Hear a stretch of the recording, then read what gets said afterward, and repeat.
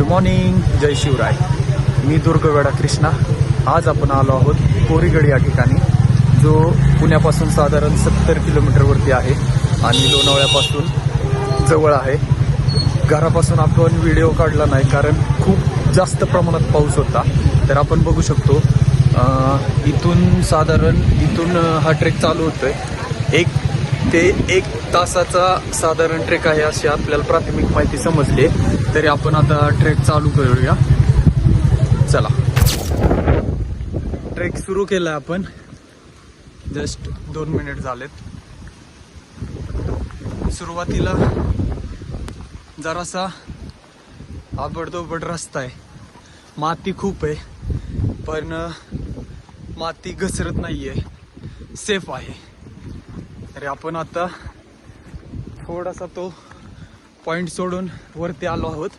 तुम्हाला मी एक दृश्य दाखवतो किल्ल्याचं, बघून घ्या.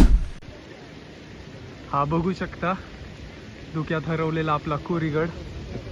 तरी चला आपण जाऊया गडावरती.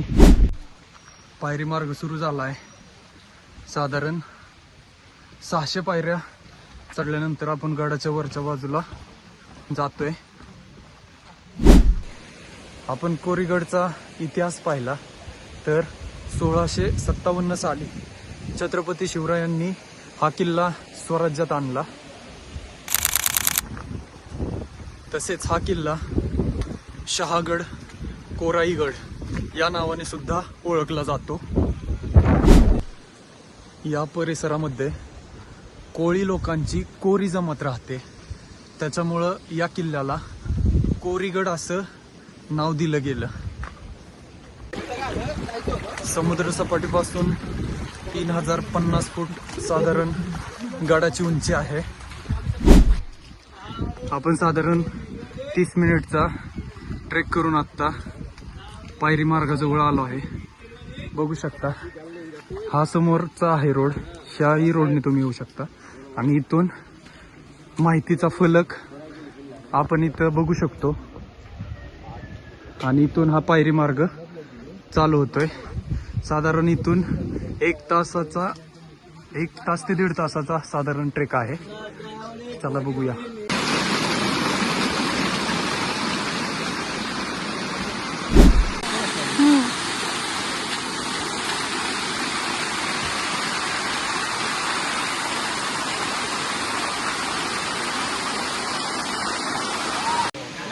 आपण आता गडाच्या पहिल्या टप्प्यावरती आहे, वरून पहिल्या टप्प्यावरती बघू शकतो आपण आता इथं गणेश मंदिराजवळ आहे आणि इथून वरती पहिला जो आपल्याला लागेल तो गणेश दरवाजा लागेल. ही जी आहे ती एक गुफा आहे, प्राचीन काळापासूनची एक गुफा आहे.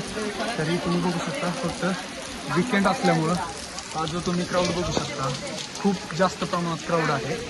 तरी चला, महाराजांच्या गडकोटांमधला हा कोरीगड अत्यंत महत्त्वाचा किल्ला असा हा किल्ला आहे. साधारण 1500 वर्षापूर्वीचा किल्ला आहे. आपल्या स्वराज्यात खूप काळ हा किल्ला होता. इथं रस्त्यात एक अडथळा निर्माण झालाय. आपले मावळे तो दूर करण्याचा प्रयत्न करतायत. नक्कीच अशी कुठली गोष्ट जर दिसली ज्यानं काय अडथळा निर्माण होऊ शकतो तर ते हटवण्याचा तुम्हीही नक्की प्रयत्न करा. चला, जय शिवराय. हे आपण गणेश दरवाजाजवळ आहे आणि हिची बुलंद आणि अशी मजबूत जी तटबंदी आपण बघू शकतो की या तटबंदीवरून समजतंय की छत्रपती शिवाजी महाराजांना हा किल्ला किती महत्त्वाचा होता. कारण जो पुरंदरचा तह झाला होता त्यामध्ये 23 किल्ले महाराजांनी दिले होते. त्या किल्ल्यांमध्ये हा आपला कोरीगड नव्हता. त्याच्यामुळं आपण आता उभे आहोत हनुमान मंदिराच्या जवळ. हे पाण्याचे 2 टाके, धुक्यामध्ये पलीकडचं टाकं दिसत नाहीये. समोर धुक्यामध्ये आपल्याला जे दिसत आहे ते शंकराचं मंदिर आहे. आणि गडदेवतेचं कोराई मातेचं ते मंदिर आहे.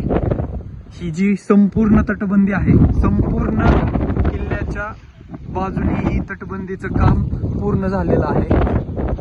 तरी आपण गडाच्या वरती आल्यापासून कमीत कमी 10 वेळेस ऊन आणि पाऊस असं झालेलं आहे. थोडा वेळ ऊन पडतंय, जरा वेळ पाऊस येतोय आणि धुकंही खूप आहे. तुम्ही समोर जाताना जरा मी दाखवतो, बघा तुम्ही एकदा.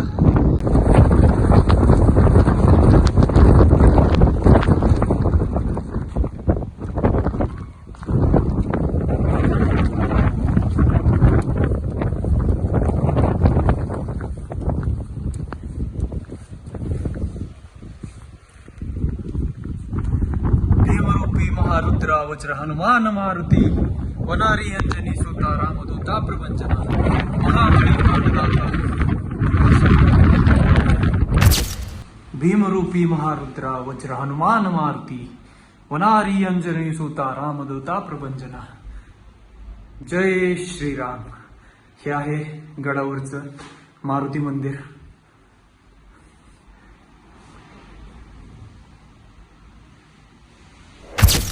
आपण वरती बघू शकतो, हे वाड्याचे अवशेष आहेत.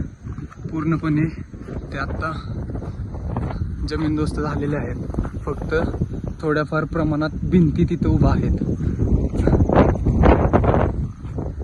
हे काही संवर्धन चालू आहे. हे संवर्धन पूर्ण गडाची तटबंदी या संवर्धनातून झालेली आहे, कंप्लीट झालेली आहे. वरचा जर परिसर आपण बघितला तर खूप जास्त प्रमाणात हा वरचा परिसर आहे आणि खूप जास्त प्रमाणात हे वरचं पठारही खूप मोठ्या प्रमाणात आहे. जी गडाच्या वरती आपण जी तटबंदी आहे ते आपण इथं बघू शकतो. ही जी तटबंदी आहे ती ह्या चालूच्या आताच्या 6 वर्षामध्ये चालू आहे. इथं आपण बघू शकतो आधुनिक ट्रॅक्टर आहे. आपल्याच काही मावळ्यांनी परिकष्ट घेऊन हा वरती आणलाय आणि त्याच्यानुसार हा किल्ल्याचं बांधकाम चालू आहे. आपण जर बघितलं तर ह्या बाजूला, पलीकडच्या बाजूला एक आपलं मारुती मंदिर आहे आणि समोरच्या बाजूला जो आपण तो बघू शकतो तिकडं आहे तो कडा आहे. तर आपण तिकडेही जाऊ. पहिल्यांदा आपण मारुती रायाचं दर्शन घेऊ आणि त्याच्यानंतर आपण कडेवर महादेव मंदिर बघू शकतो. सध्या मंदिर बंद आहे, त्याच्यामुळे आपण बाहेरून दर्शन घेऊया. हे आहे गडावरचं महादेव मंदिर. ज्या तोफा बघू शकतो त्या प्राचीन तोफा आहेत. ह्या साधारण या परिसरामध्ये ह्या 4 प्राचीन तोफा आहेत आणि त्याची आपण नंदी बघू शकतो. हे 2 नंदी आहेत. तरी एकदम महादेव मंदिराच्या पाठीमागे हा सुंदर असा तलाव आहे. हा आपण बघू शकतो.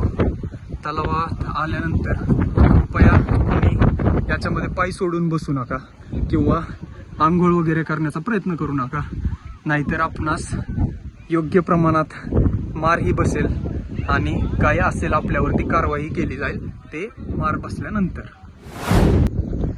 आपण आत्ता गडाच्या वरती कोराई देवीचं जे मंदिर आहे त्या मंदिराच्या जवळ आलो आहे. तरी पावसाळ्यात प्रचंड प्रमाणात गर्दी असते, त्याच्यामुळं मंदिर हे बंद आहे. तरी हे आपण बघू शकतो, ही गडदेवता आहे कोराई माता आणि ह्या मातेचं हे सुंदर असं मंदिर बघू शकतो आपण. गडदेवता मातेचं मंदिर. तरी आपण मातेचं इथूनच दर्शन घेऊया आणि पुढची जागा पाहूया. वक्रतुंड महाकाय सूर्यकोटी समप्रभ निर्विघ्नं कुरु मे देव सर्व कार्येषु सर्वदा. आपण पाहू शकतो हे गडाच्या वरचं गणेश मंदिर आणि इथूनच पुढं हा जो ट्रेंडिंग जो पायऱ्यांवरचा जो पॉईंट आहे पाणी, तर तो हाच आहे. आणि इथून वरती आता गणेश दरवाजा आहे. तरी आपण या पायऱ्यांवरून आता वरती जाऊया. आपण आता कोरीगडाच्या वरच्या बाजूला आलो आहोत आपण आत्ताच महादेव मंदिरात दर्शन घेतलं आणि जे आपण हे बघू शकता तुम्ही, हे जे वाडे आहेत ते पूर्ण ढासळले आहेत, फक्त भिंती आहेत. त्या वाड्याच्या मधून हा रोड आहे.